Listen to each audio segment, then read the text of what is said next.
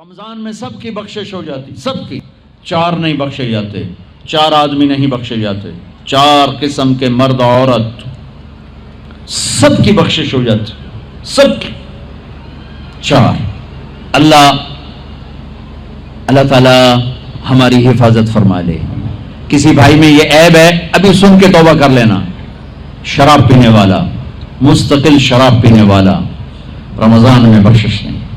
ماں باپ کا نافرمان، ماں باپ کا نافرمان، بخشش نہیں. ماں باپ کا نافرمان کے لیے تو میرے نبی نے کہا کہ اللہ ہر گناہ کی سزا موت کے بعد دے گا. ماں باپ کے نافرمان کو یہیں سے شروع کرے گا اور آگے تک لے کے جائے گا.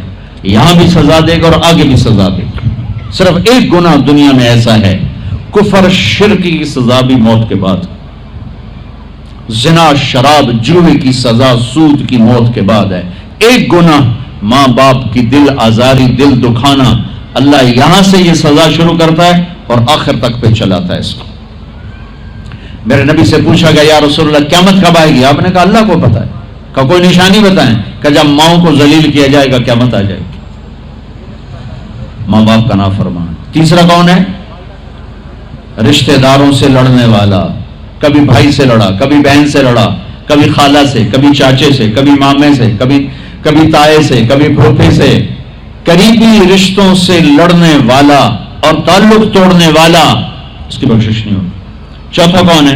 کینہ رکھنے والا. کینہ، شحن. ایک ہوتا ہے بغض، ایک ہوتا ہے کینہ. شحن، بغض، شحن. بغض کیا ہے؟ بغض کیا ہے؟ کہ مجھے انصار بھائی سے نفرت ہے، یہ بغض. اور کینہ کیا ہے؟ کہ میں ان کو نقصان پہنچانا چاہتا ہوں، نفرت کے ساتھ ان کی ٹانگیں کھینچنا چاہتا ہوں، اس کو کینہ کہتے ہیں. تو یہ 4 برائیاں معاف نہیں ہیں. ہاں کوئی توبہ کرے تو سب معاف ہوگا، سب معاف ہوگا، سب معاف ہوگا. تو اللہ نے ہمیں رمضان کا مہینہ دیا ہے. جہنم کے دروازے بند ہو جائیں گے، جنت کے دروازے کھل جائیں گے. فرض 70 فرض کے برابر ہو جائے گا، نفل فرضوں کے برابر ہو جائے گا. تراویح کے ہر سجدے پر 1500 نیکی لکھی جائے گی.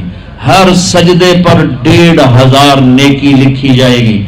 20 رکعت 40 سجدے 60,000 روزانہ. اور رمضان کی سب سے بڑی بات، آپس میں بغض سے دل صاف کرو. لڑے ہوئے ہو، رمضان آنے سے پہلے جیسے لوگ حج پر جانے سے پہلے نہیں فون کرتے ہیں، صلح کرتے ہیں، اتنا ہی ضروری ہے رمضان سے پہلے میں دل صاف کر لوں، میں معاف کر دوں، میں معافی مانگ لوں.